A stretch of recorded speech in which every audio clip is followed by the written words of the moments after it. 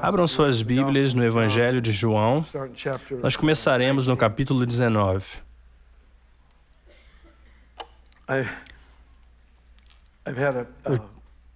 Eu tive uma experiência divertida algumas vezes. 2 vezes na minha vida, as pessoas me disseram que eu arruinei a Páscoa deles.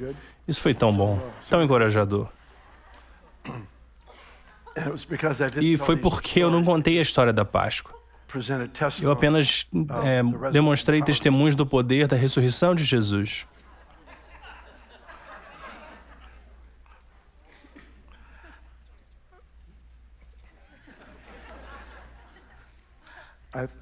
Eu pensei que iria funcionar, mas aparentemente a história é melhor. Então nós vamos contar a história hoje e dar a oportunidade no final, mais uma vez, para que o poder de Jesus seja demonstrado. Você e eu nascemos para o impossível. Na verdade, nós somos projetados para caminhar em um relacionamento com Deus, em uma jornada relacional, onde as impossibilidades da vida podem ser confrontadas. Está em nosso DNA. Nós somos projetados para levar essa possibilidade de potencial todos os dias da nossa vida. A morte e a ressurreição de Cristo são 2 lados da mesma moeda. A morte e a ressurreição de Cristo é a realidade mais exigente em toda a vida. Eu me lembro, alguns anos atrás, eu me encontrei com um monte de estudantes do ensino médio. Na verdade, foi na casa do Chris, em sua sala de estar. Eu acabei de falar com eles sobre a morte e ressurreição de Cristo, e é tão significativo que, se não for verdade, eu devo à humanidade o resto da minha vida para avisá-los dessa mentira e para refutar essa falácia. Mas, por outro lado, se é verdade, eu devo toda a humanidade o resto da minha vida para trazer a história e demonstrar o poder dessa ressurreição. Porque é a coisa que define todo o resto. Toda a vida é definida por causa dessa grande realidade. Pegue toda a confusão que existe no mundo, toda a loucura que está acontecendo, e tudo isso poderia ser resolvido e corrigido com uma compreensão clara da morte e ressurreição de Cristo. Cada pedaço dele, porque quando Jesus morreu, ele não morreu faltando nada. Ele não esqueceu de lidar com alguma coisa. Ele não se ofereceu como uma oferta por parte do problema. Ele, na verdade, se tornou a oferta para resolver todos os problemas. E eu estava tentando lembrar uma citação anterior. Eric enviou para mim durante o meu caminho para o culto no Twinville. É uma das minhas citações favoritas de todos os tempos. É uma citação de C.S. Lewis. Ele diz: eu acredito no cristianismo o quanto acredito que o sol nasceu. Não só porque eu o vejo, mas porque eu vejo todo o resto através disso. Por causa disso eu posso ver todo o resto.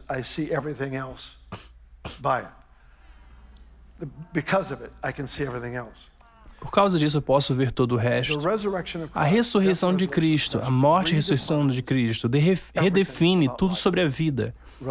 Relacionamentos, presentes, propósitos, sonhos, visões e todo o resto adquirem um sabor e uma definição diferentes, porque Jesus conquistou a morte no meu lugar e se tornou vitorioso. Curiosamente, a sua ressurreição é, na verdade, a nossa ressurreição. Romanos diz, se você foi batizado com Ele, você foi sepultado em sua morte, então você também foi ressuscitado em sua ressurreição. A ressurreição de Cristo é o que é dado a você no momento em que você nasceu de novo. É o que nos faz nascer de novo. Você entende que Jesus não ressuscitou a si mesmo? Ele não ressuscitou a si mesmo, mas o Espírito de Deus veio sobre ele e o ressuscitou como testemunho da ressurreição. Então, o que eu quero fazer hoje é, eu quero passar pela história. Nós vamos pegar um pouco da crucificação logo no final, e então vamos entrar em parte da história da ressurreição. Apenas leia isso, leremos alguns versos, e depois falarei até terminarmos. Se você passar por isso antes de mim, apenas vá para casa, ok? Eu sempre quis te dizer isso. Ok, vamos lá. João capítulo 9, abram suas Bíblias para o Evangelho de João no capítulo 9. Capítulo 19. Eu disse 19 uma vez, então eu acabei de dizer 9. Sim, apenas pegue e escolha um. Ambos são bons, mas eu vou estar no capítulo 19 se você quiser se juntar a mim. Eu estava no Twinville, um de nossos campos. E eu começar a ler, e nem lhes contei que capítulo de João era. Então os acusei de não ter uma unção profética forte o suficiente em suas vidas. Mas eu me arrependi rapidamente. Ok, João capítulo 19, vamos direto ao verso 31.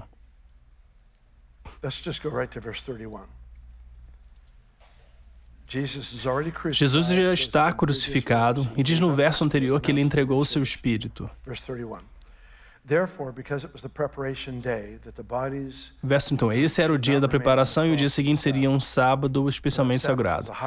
Por não quererem que os corpos permanecessem na cruz durante o sábado, os judeus pediram a Pilatos que ordenasse que eles quebrassem as pernas e os corpos fossem retirados.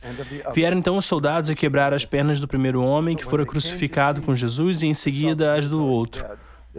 Mas quando chegaram, Jesus, percebendo de que já estava morto, não lhe quebraram as pernas. Algumas coisas que quero mencionar aqui. Primeiro de tudo, os profetas declararam que nenhum dos seus ossos seria quebrado. Portanto, é essencial que suas pernas não tivessem sido quebradas no cumprimento da palavra profética. Mas o que é interessante para mim é que ele estava morto antes dos outros dois.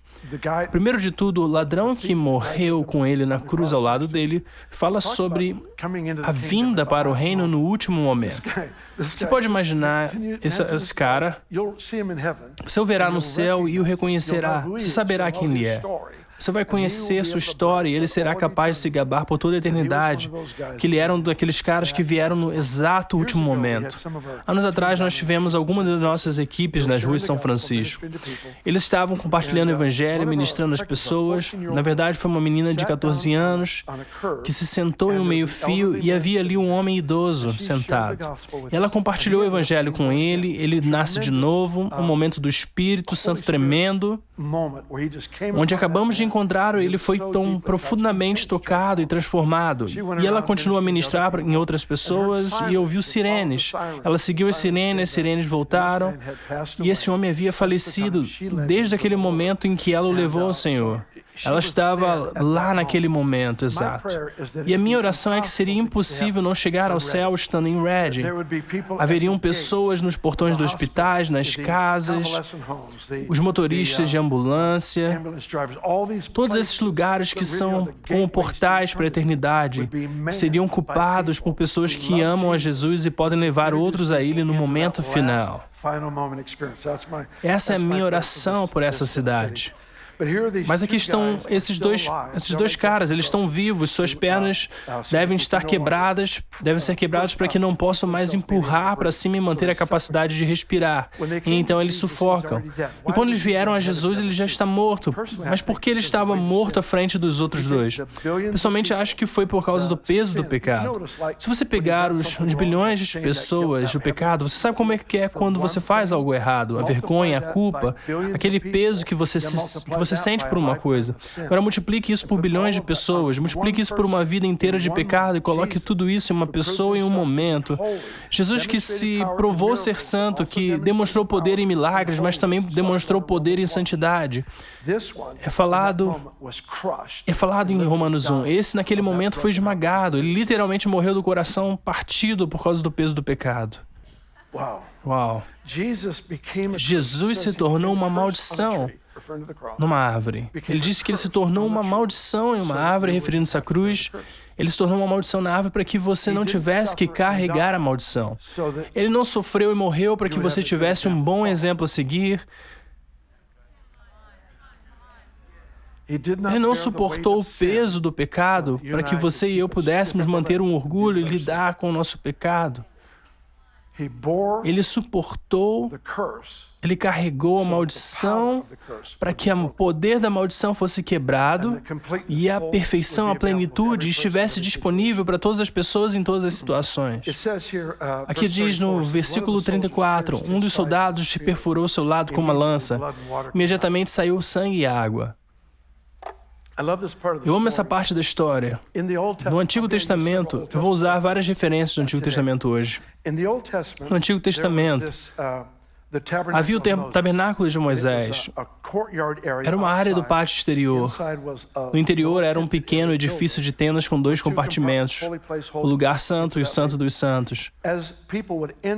Quando as pessoas entravam na área do pátio, a primeira coisa que encontraram foi um altar de bronze.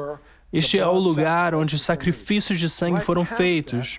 Depois disso, era uma pia, era uma tigela feita dos espelhos das mulheres. Isso era no deserto. Os espelhos das mulheres e continha água. Então, olha que interessante. O sacerdote sacrificaria um animal que nunca lidou com o pecado a propósito. Só adiou a pena por mais um ano. Isso lhes deu um ato de obediência para serem incluídos em seu plano redentor, mas nunca lidou com o pecado. O sangue trataria do pecado, mas nessa pia, os sacerdotes ainda eram obrigados a limpar as impurezas. Deixe-me colocar desse jeito. Você é uma pessoa que vive com pessoas, você acaba sujo. Você fica contaminado apenas nos relacionamentos. Você vai na mídia social e você pode se contaminar rapidamente. É uma experiência muito rápida. Está disponível para você, é como um reino, está à mão, está bem ao alcance. Sério, você pode sentir que fez algo errado, você pode sentir vergonha, ou você não sabe o que está errado. Você sente que algo está fora do lugar, mas você pergunta a Deus, Senhor, o que eu fiz de errado? E não há nada para confessar, porque nenhum pecado foi cometido. Há apenas impureza. As Escrituras dizem, fomos lavados pelo lavar da água com a palavra de Deus. Eu tive incontáveis vezes, através da minha vida, onde eu me sinto fora de lugar. Alguma coisa está errada. Eu não sei o que é isso e eu oro. Penso, Deus, eu fiz algo errado, eu disse alguma coisa, pensei alguma coisa, eu guardei algo, eu planejei alguma coisa. Eu sigo e não há nada para confessar. Então eu abro a palavra e começo a ler e acabo me tornando limpo. Eu me lavo na água da palavra de Deus, sangue e água. Ouça essa passagem de Zacarias 13. Naquele dia se abrirá uma fonte para a casa de Davi e para os habitantes de Jerusalém. Deixe-me parar aqui por um minuto. Casa de Davi e habitantes de Jerusalém. Essa seria a terminologia do Antigo Testamento que equivaleria, em termos do Novo Testamento, à comunidade dos redimidos, certo? Então, estamos falando de todos vocês, todos nós, ok? Naquele dia se abrirá uma fonte para a casa de Davi e para os habitantes de Jerusalém, para o pecado e para a imundícia, ou impureza. Uma fonte será aberta que lida com o poder do pecado, mas também torna possível ficar limpo apenas através dos contaminantes que acontecem na vida, a limpeza da consciência. Não foi feito algo errado, nós nos abraçamos com as pessoas, nós somos pessoas quebradas, vivendo com pessoas quebradas, estão todas em processo, há uma contaminação que ocorre, você pode ter a TV ligada, algo vem, você rapidamente muda o canal e é tarde demais, você viu algo, então há essa contaminação. Essas coisas simplesmente acontecem. Você está no escritório, não nesse escritório aqui, mas em algum outro lugar, alguém conta uma piada, você não teve a chance de sair da sala a tempo, porque é uma piada suja. É tarde demais, mas não é tarde para a lavagem da água com a palavra. Apenas saiba para onde ir.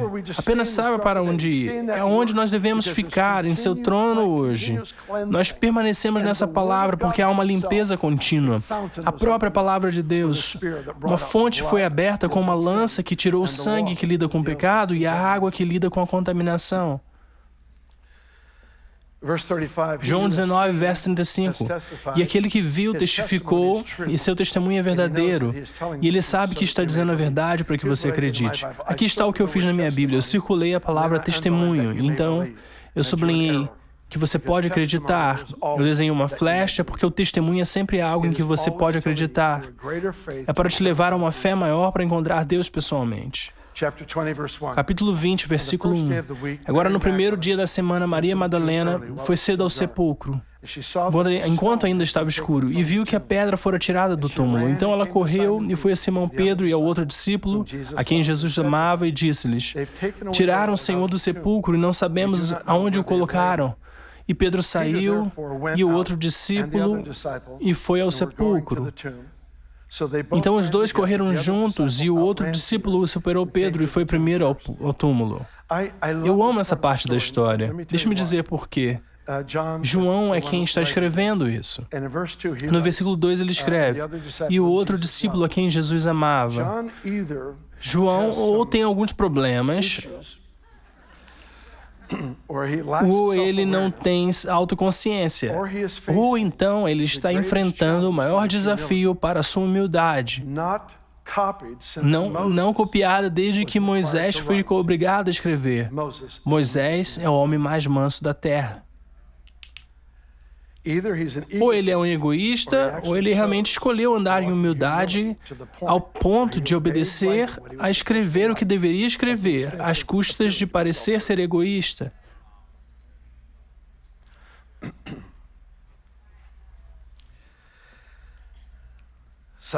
Simão Pedro, versículo 6. Você está vivo? Quão vivo você está? Ok, tudo bem. Ele ressuscitou, ok, isso funciona.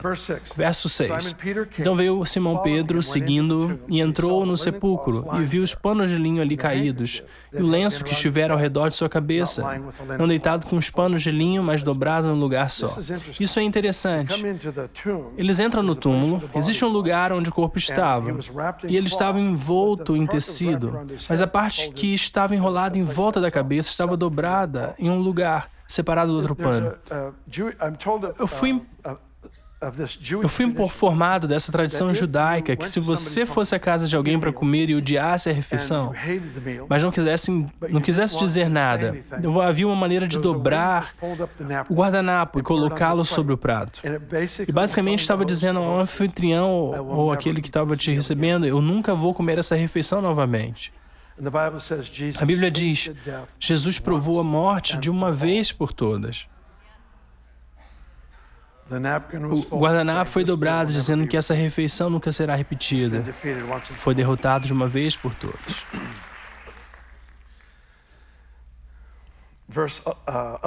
Verso 11. Mas Maria ficou do lado de fora, junto ao túmulo, chorando, inclinou-se e olhou para o sepulcro. E ela viu 2 anjos em branco sentados, um na cabeça e outro nos pés, onde o corpo de Jesus havia jazido. Pare por aí por um minuto. De volta ao Antigo Testamento. Havia a peça de mobília mais sagrada da história judaica. A rotina parece negativa e eu não estou falando assim. Na rotina do culto estava a Arca da Aliança. Nós vamos apenas dizer que essa é a arca. Era uma caixa de madeira coberta de ouro. Nos quatro cantos há argolas para que pudessem colocar varas nesses cantos. Porque quando chegou a hora da presença de Deus se mover, foi para descansar sobre os ombros dos sacerdotes. Davi cometeu o erro de colocar no carro de boi e alguém morreu. A presença do Senhor é sempre planejada ou projetada para repousar sobre os ombros dos sacerdotes, aqueles que andam nesse estilo de vida autenticamente, servindo a Ele, e as pessoas carregam a presença. Esse é o design. Mas essa caixa dourada, dentro da caixa, tem 3 itens. Ali estão as tábuas de pedra, os 10 mandamentos, há um jarro de maná e há uma vara de amêndoa que brotou. Essas 3 coisas testificam da lei de Deus, a palavra de Deus. Eles testificam da absoluta e total provisão de Deus no maná, então no poder de ressurreição. Há um ramo de amêndoa morto que tem brotos, flores, amêndoas maduras. Esse é o testemunho de como ele nos marca com a vida de ressurreição. Esses testemunhos estão nessa caixa. E no topo dessa caixa, essa área central é chamada de propiciatório. E em ambas as extremidades do propiciatório, há 2 anjos diante do outro. No meio está a Arca da Aliança, a Arca do Testemunho. Toda vez que você compartilha um testemunho, você está introduzindo o propiciatório de Deus na experiência daquela pessoa, onde eles podem provar por si mesmos a misericórdia de Deus. Porque a sua misericórdia repousa sobre essa arca de testemunho. Esses 2 seres angélicos se olham Eu gostaria de sugerir que quando os discípulos olharam para dentro da tumba e viram onde Jesus foi colocado, eles viram esses anjos lá em ambas as extremidades, que foi o decreto profético que a arca natural da aliança do Antigo Testamento foi substituída pelo verdadeiro Espírito, onde a misericórdia de Deus é agora liberada na terra através do poder da ressurreição de Jesus. Porque Ele está vivo, há uma mudança nas estações. Nós vemos a mudança na temporada ainda mais no resto da história. Vá para o verso 15. No verso 14, ela viu que era Jesus e não sabia que era ele. Verso 15, Jesus disse a ela, mulher, por que você está chorando? Quem você está procurando? Ela, supondo que ele fosse o jardineiro, disse a ele, Senhor, se você o levou embora, diga-me onde colocou e eu o levarei embora. E Jesus disse a ela, Maria. Ela virou e disse a ele, Rabone, e isso é mestre. Eu não sei, eu apenas gosto do verso, apenas gosto do fato de que ela tem diálogo com ele. Não sabe quem ele é, mas quando ele menciona o nome dela, de repente tudo é colocado no lugar. Uma das coisas que eu oro frequentemente pelas pessoas, eu oro pelos meus netos, eu oro pelos meus filhos, para que haja aquela audição da voz de Deus. Há algo sobre Deus chamando o seu nome, há algo sobre Deus falando com você, onde tudo leva à definição por causa dessa única coisa. E nesse momento ela percebe quem é. Ele diz Maria no versículo 16, e ela se virou e disse, Rabone, isso é mestre. Disse-lhe Jesus, não me segures, porque eu ainda não subi ao meu Pai. Vamos parar por aqui. Não me segure, em outras traduções diz, para de se apegar-se a mim. Ainda não subi ao meu Pai. Pense nisso comigo por um momento. Jesus ressuscitou dos mortos, ascendeu à destra do Pai e foi glorificado. Nesse momento, ele ainda não subiu, ok? Então são 3 dias após a sua morte. Ele diz a ela, pare de se agarrar a mim. Compare isso com o seu primeiro nascimento. Seu primeiro nascimento foi um nascimento virginal, através de Maria, a mãe de Jesus. A primeira pessoa a tocá-lo foi a Virgem. A primeira pessoa a tocá-lo em seu segundo nascimento, se podemos chamá-lo assim, porque a Bíblia diz que ele é o primogênito dos mortos. A primeira pessoa a tocá-lo era Maria Madalena, do qual 7 demônios haviam sido expulsos. É uma mudança nas estações. Ele está fazendo esse anúncio. No Velho Testamento, você toca o leproso, você é impuro. No Novo Testamento, Jesus toca o leproso e o leproso fica limpo. No Antigo Testamento, a gravidade do pecado era o foco. Tinha que definir o contexto em que as pessoas perceberiam a necessidade de um Salvador. Não há solução para o pecado. Você não pode se consertar. Não há programa de autoajuda que lide com a natureza do pecado e a raiz do pecado dentro de uma pessoa. Só há uma resposta possível. As pessoas dizem, há muitos caminhos para Deus. Se há muitos caminhos para Deus, então Deus é cruel em exigir que Jesus passe pelo que Ele passou. Ele passou pelo que Ele passou porque era a única solução possível para que você e eu, todos que me ouvem, soubessem que é nascer de novo e ter a vida eterna por causa de Cristo. Então aqui está a Virgem Maria, seu primeiro nascimento. Quando ele nasceu dos mortos, primeiro nascido dos mortos, o primeiro a tocá-lo é aquela que exemplificou a graça, porque é uma nova temporada, uma nova temporada.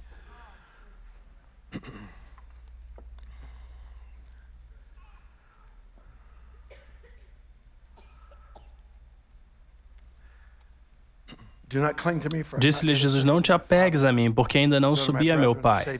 Mas vai a meus irmãos e diz-lhes, eu subo para o meu Pai e vosso Pai, para o meu Deus e vosso Deus.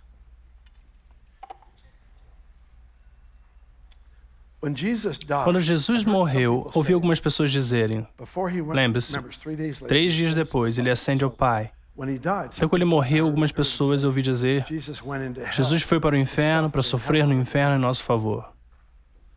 Não. Não.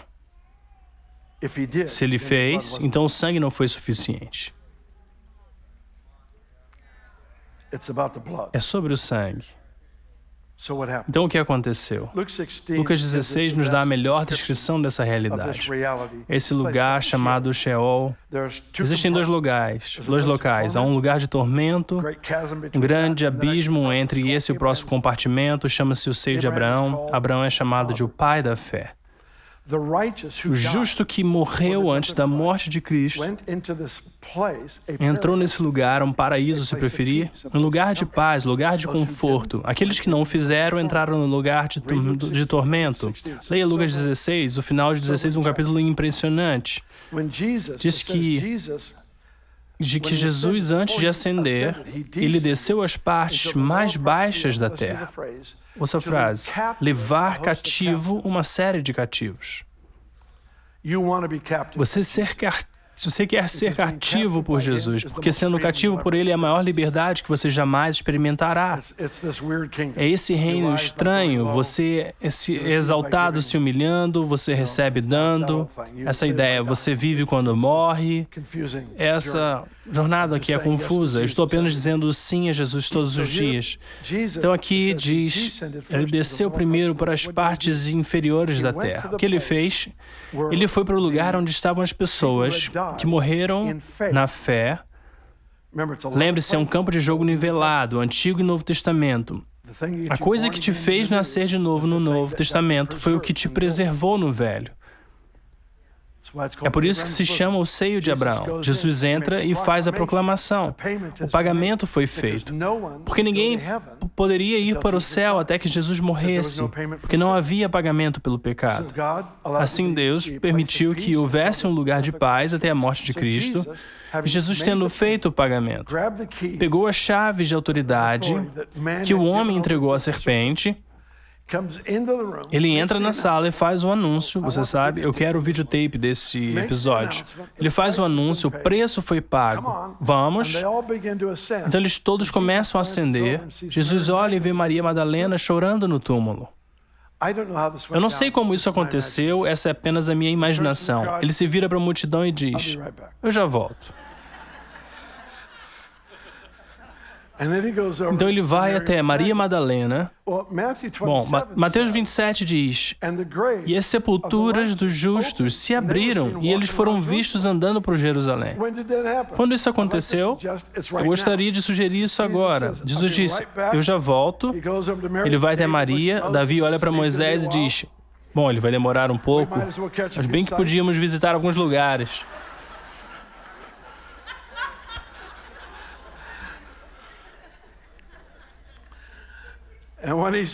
E quando ele acabou, de volta no ônibus, ele traz o prêmio do seu sofrimento diante do Pai. Os moravianos têm essa grande declaração, diz, para ganhar o cordeiro, a recompensa do seu sofrimento. Isso que Jesus sofreu e morreu foi para comprar pessoas, você e eu. Este anfitrião que ele levou cativo, e ele apresentou o prêmio diante do Pai. Verso 19. Nós temos apenas mais alguns, então vamos finalizar. Aqui diz: então no mesmo dia da tarde, sendo o primeiro dia da semana, quando as portas estavam fechadas, onde os discípulos estavam reunidos, por medo dos judeus, veio Jesus e parou no meio deles e disse-lhes: paz seja contigo.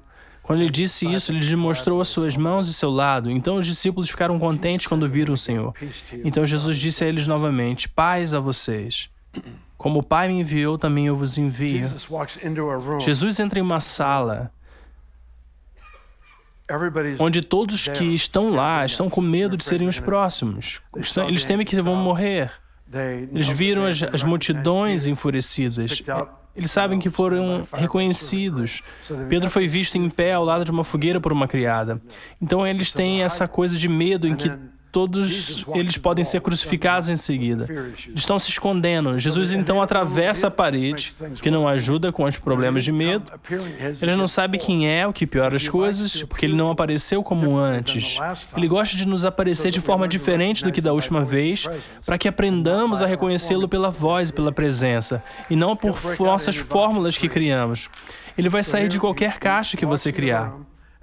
Então aqui ele entra na sala e diz: paz sobre vocês. É como Noé, quando ele soltou a pomba da arca, a pomba voou e não encontrou lugar para pousar, e voltou para a arca. Jesus libera a presença de Deus sobre esse grupo de pessoas, e não há ninguém lá recebendo paz, porque elas estão presas ao medo. Você diz: bom, eu pensei que a paz seria dada para aqueles que estão com medo. Bom, você não pode ter os dois. Você tem que deixar um para abraçar o outro. Estou lhe dizendo que há uma decisão consciente. Eu tenho vivido pelo medo, eu renuncio ao medo. Você não pode segurar os dois. Você não pode segurar os dois esperando que um derrote o outro. Deixe de lado algo para abraçar o outro.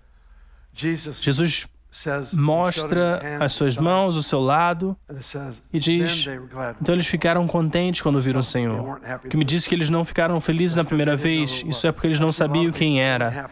Eu vi muitas pessoas que não estavam felizes com o que Deus estava fazendo, porque eles não sabiam que era Ele. Jesus libera a presença de Deus novamente. Desta vez, eles ficaram contentes quando viram o Senhor, e Jesus conclui isso com essa declaração. Ele diz, ele soprou sobre eles e disse, receba o Espírito Santo. Aqui está o negócio, o poder da ressurreição de Jesus vive em você e ele quer sair. Eu pessoalmente acho que todo o céu está olhando para ver que impossibilidade vamos conquistar no seu nome. O que faremos com aquilo que nos foi dado? É um exemplo estranho, mas Jesus veio para a vitória.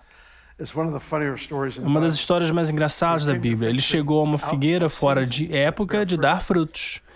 Ele veio para obter frutas e não haviam frutas porque não era a estação certa. E ele diz, ele amaldiçoou a figueira.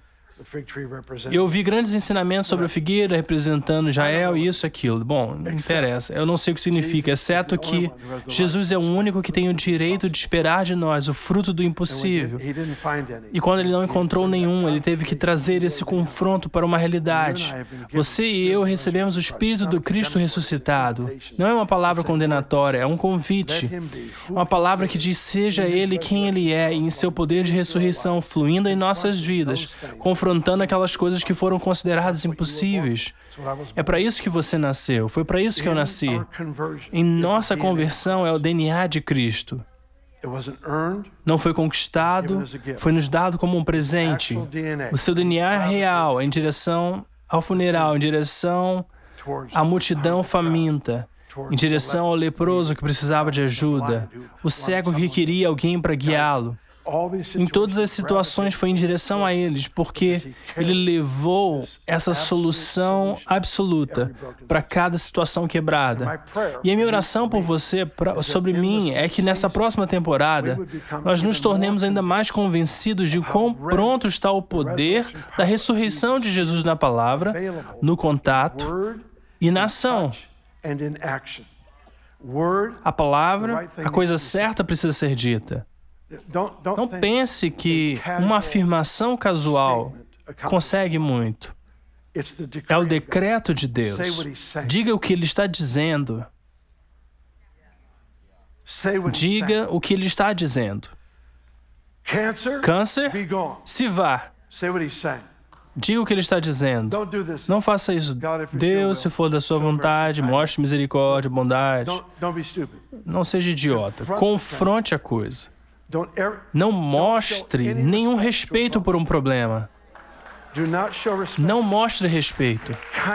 Gentileza e respeito são direcionados às pessoas. Ame carinhosamente, sirva as pessoas, mas sem respeito por um problema. Não use a palavra câncer com reverência. Não merece reverência. É um demônio. Não fale com isso gentilmente. Não fale em termos abafados. Você viu que isso e aquilo voltou do médico? Não há termos. Precisamos deixar de ficar impressionados com o tamanho de um problema. É a minha convicção pessoal que a maioria de nós, na nossa vitória, começaria no dia em que parássemos de ficar impressionados com o tamanho do nosso problema. Não estou tentando criar uma fórmula mágica, só estou dizendo, escute o que Ele está dizendo e declare isso. Encontre alguém para tocar, amar, impor as mãos, servir profeticamente. Faça atos de serviço, bondade sobre as pessoas. O Espírito de Deus é liberado através desses meios repetidas vezes. Eu apenas acredito que Jesus quer demonstrar quem Ele é para a nossa maravilhosa cidade, nessa época de Páscoa e além. Aqui está o que eu quero fazer. Eu vou orar por todos vocês em 1 minuto. Mas eu queria primeiro dar oportunidade para as pessoas que não conhecem o Senhor virem a Cristo. Então eu vou pedir à família da Bethel que mantenha seus lugares, o almoço pode esperar.